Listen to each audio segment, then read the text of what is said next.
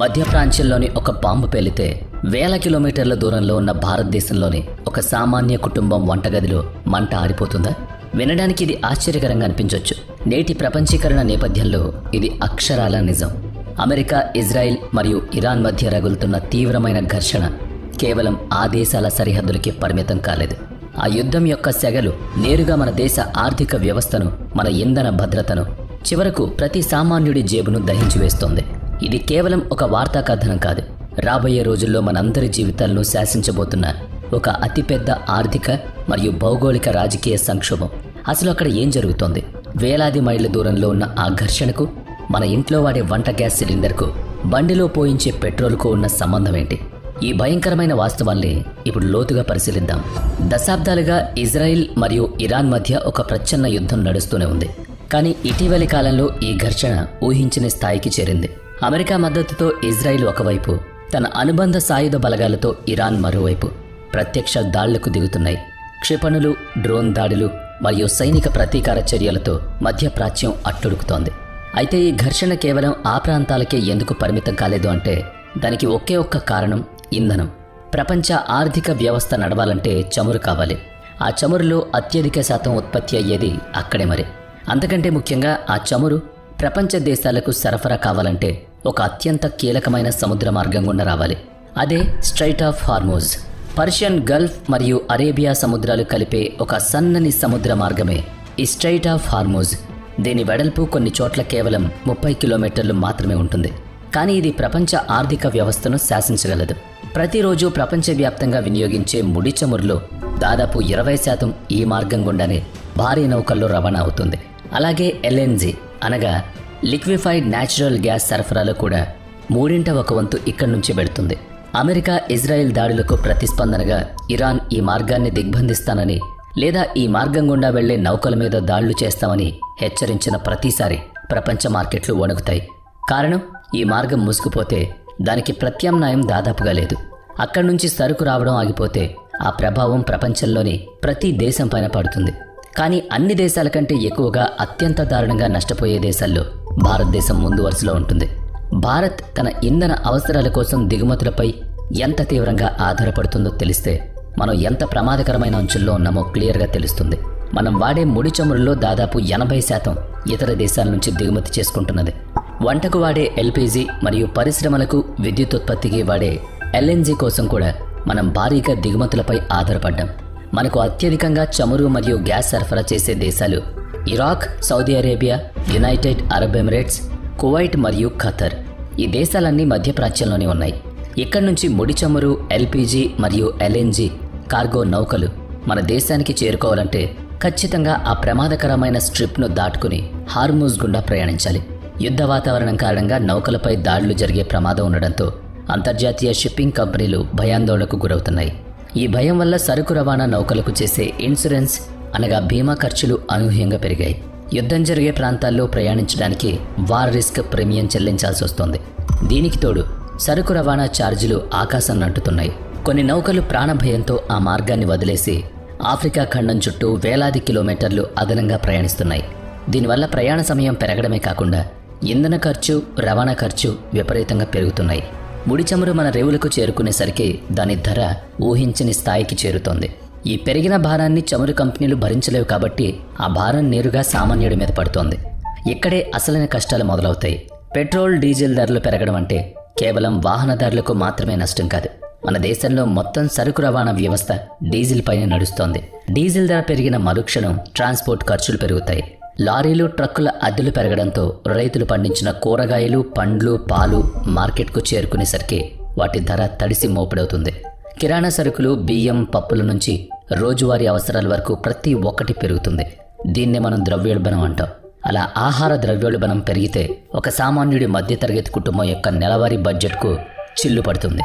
ఇక వంట గ్యాస్ అనగా ఎల్పీజీ పరిస్థితి గురించి ఆలోచిస్తే సమస్య తీవ్రంగా కనిపిస్తుంది. ముడి చమురు ధర, రవాణా ఖర్చులు పెరగడంతో పాటు ఎల్పీజీ దిగుమతులు కష్టమైతే మన దేశంలో వంట గ్యాస్ కొరత ఏర్పడే ప్రమాదం ఉంది. అప్పుడు గ్యాస్ సిలిండర్ అనేది సామాన్యులు కొనలేని వస్తువుగా మారుతుంది. మధ్యతరగతి కుటుంబాలు తమ ఇతర ఖర్చులు తగ్గించుకుని గ్యాస్ కొనుక్కోవాల్సిన పరిస్థితి వస్తుంది. ఇక పేద కుటుంబాల పరిస్థితి వర్ణనాతీతం. ప్రభుత్వాలు ఎంతో కష్టపడి ఉజ్వల యోజన లాంటి పథకాల ద్వారా పేదలకు గ్యాస్ కనెక్షన్లు ఇస్తున్నాయి. కానీ సిలిండర్ ధర ఆకాశాన్ని తాకితే వాళ్ళు మళ్లీ కట్టెల పొయ్యి వెంట పడాల్సి వస్తోంది. దీనివల్ల వారి ఆరోగ్యం దెబ్బతినడమే కాకుండా పర్యావరణానికి కూడా ముప్పే. గ్యాస్ కొరత ప్రభావం కేవలం ఇళ్లకే పరిమితం కాదు. ఎల్పీజీ సరఫరా నిలిచిపోతే లేదా ధర విపరీతంగా పెరిగితే నగరాల్లో పైప్ లైన్ ద్వారా వచ్చే ఎల్పీజీ మరియు వాహనాలకు వాడే సిఎన్జీ ధరలు కూడా అదుపు తప్పుతాయి. హోటళ్లు, రెస్టారెంట్లు, హాస్టళ్లు, చిన్న తరహా పరిశ్రమలు మరియు బేకరీలు వంటి వ్యాపారాలు పూర్తిగా గ్యాస్ పైనే ఆధారపడి ఉంటాయి. గ్యాస్ ధర పెరిగితే వారి ఉత్పత్తి ఖర్చు పెరుగుతుంది. చివరకు వాళ్ళు అమ్మే ఆహార పదార్థాల ధరలు కూడా పెంచుతారు. ఇది ఒక చైన్ రియాక్షన్ లాంటిది. ఆర్థిక వ్యవస్థను ఇది చుట్టుముడుతుంది. అంతేకాకుండా భారతదేశ వ్యవసాయ రంగానికి వెన్నెముక లాంటి ఎరువుల తయారీలో ఎల్ఎన్జీ పాత్ర అత్యంత కీలకం. యూరియా మరియు ఇతర రసాయనిక ఎరువులను తయారు చేయడానికి గ్యాస్ ప్రధాన ముడి చమురు. గ్యాస్ రేట్లు పెరిగితే ఎరువుల రేట్లు పెరుగుతాయి. వ్యవసాయ ఖర్చు పెరిగి రైతులు తీవ్ర నష్టాన్ని చూస్తారు.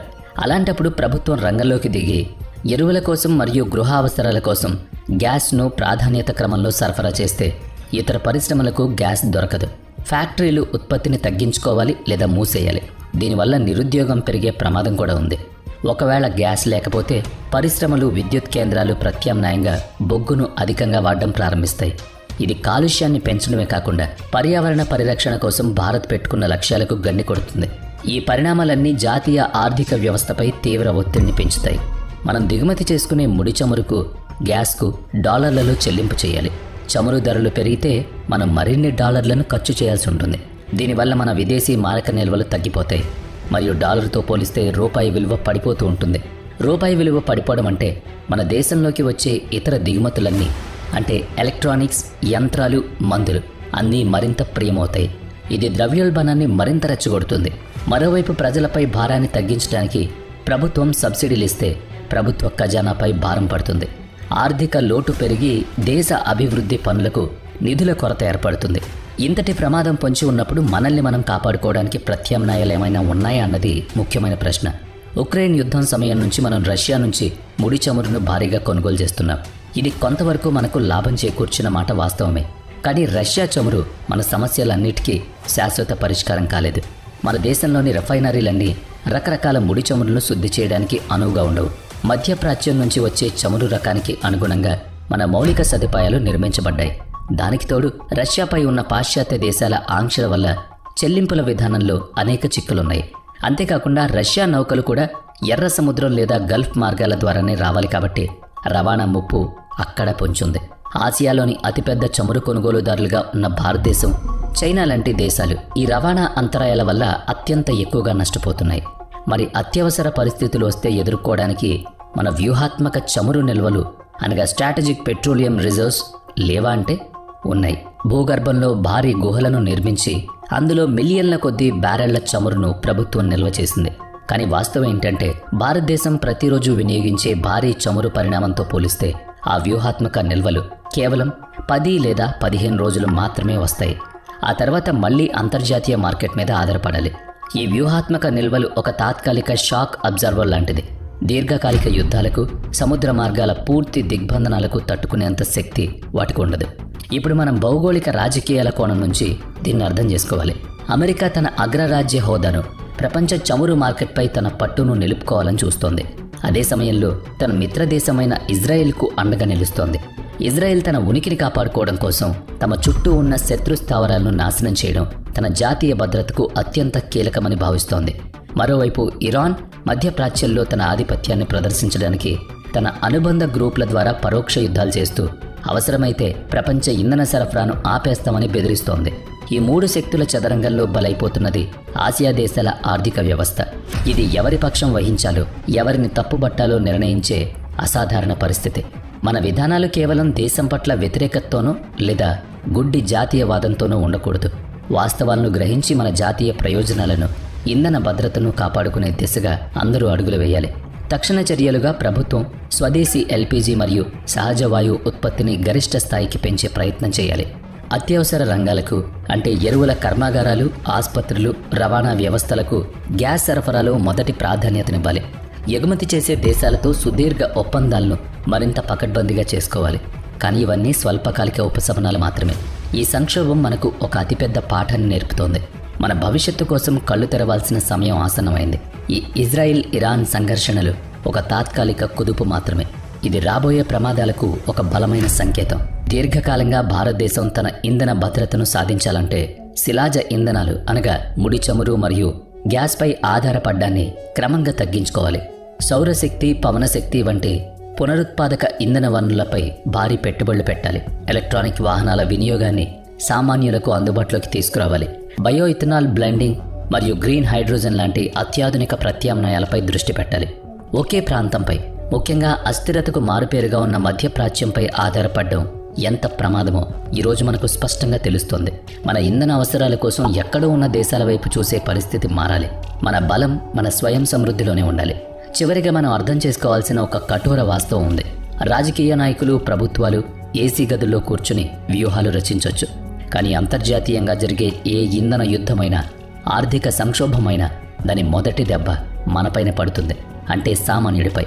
పెరిగిన కూరగాయల ధరలను చూసి భయపడే ఒక గృహిణి, ట్రాక్టర్లో డీజిల్ పోయించడానికి అప్పు చేసే రైతు, పెరిగిన రవాణా ఖర్చులతో నెట్టుకురాలేని ఒక వ్యాపారి, వీళ్ళందరూ ప్రపంచ భౌగోళిక రాజకీయాలకు ప్రత్యక్ష బాధితులు. వేల కిలోమీటర్ల దూరంలో జరుగుతున్న యుద్ధం ప్రతి భారతీయుడి నడ్డి విరుస్తోంది, వంటగదిలోకి ప్రవేశిస్తోంది. మన ఉనికిని ఎలా ప్రశ్నిస్తుందో ఈ సంక్షోభం మనకు కళ్లకు కట్టేలా చూపిస్తోంది. ఇది కేవలం దేశాల మధ్య యుద్ధం కాదు సుమా, మన దైనందిన జీవిత మనుగడ కోసం సాగే యుద్ధం. ఈ సంక్షోభం నుంచి సరైన గుణపాఠాలు నేర్చుకోకపోతే భవిష్యత్తులో మన ఆర్థిక స్వతంత్రత మరియు ఇంధన భద్రత రెండూ కుదేలవుతాయి.